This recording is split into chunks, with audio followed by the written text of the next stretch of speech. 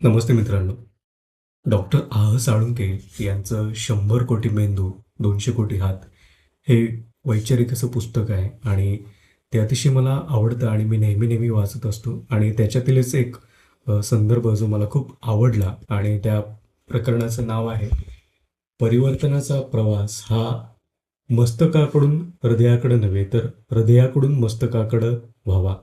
आणि त्याच्यातील एक छोटासा संदर्भ आहे, मी तुम्हाला वाचून दाखवतो.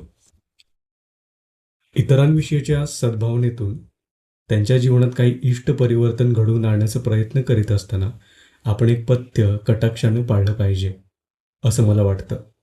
आपलेच विचार तेवढे शुद्ध अशा अहंकारातून आपण आपल्या विचारांचं सोहळं बनवू नये, हे ते पथ्य होय. जे 100% आपल्या विचारांचे तेच तेवढे शुद्ध आणि बाकीचे अशुद्ध असल्यामुळं जणू काही त्यांचा विटाळ होत असल्याप्रमाणे त्यांना नाकारलं पाहिजे, दूर ढकललं पाहिजे, अशी आपली वृत्ती असू नये.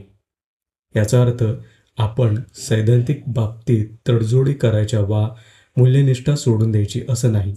पण परिवर्तन घडवायचं याचा अर्थ आज जे आपल्या विचारांचे नाहीत, ते पुढच्या काळात आपल्या विचारांचे व्हावेत म्हणून धडपडायचं.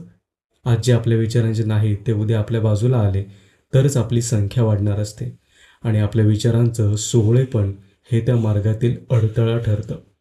म्हणून एक काळजी घ्यावी. आपल्या विचारांच्या तत्वाच्या कसोट्या आपल्या स्वतःच्या आचरणाला अगदी कठोरातील कठोर पद्धतीनं लावाव्यात. पण ज्यांच्या जीवनात परिवर्तन घडवण्याची आपली इच्छा असेल, त्यांच्या आचरणाला कसोट्या लावताना मात्र लवचिकपणा ठेवावा. त्यांच्याशी अशा रीतीनं संवाद साधत राहावं की ज्यामुळे ते स्वतःच्या आचरणाला अधिक कठोर कसोट्या लावू शकतील. संपर्क, संवाद परिवर्तनाचं फार मोठं माध्यम आहे. आपण सोहळे बनू लागलो की ते माध्यमही ओस पडू लागतं आणि परिवर्तनाचा झरा आटू लागतो. शिवाय आपण खूप प्रयत्न केल्यानंतरही एखाद्याच्या विचारात अखेरपर्यंत आपल्याला हवे तसे बदल झाले नाहीत, तरी एक माणूस म्हणून त्याच्याबरोबर आपलं नातं अतूट ठेवता आलं, तर आपल्या पदरात किमान एक तरी विजय पडला असं मानायला हरकत नाही.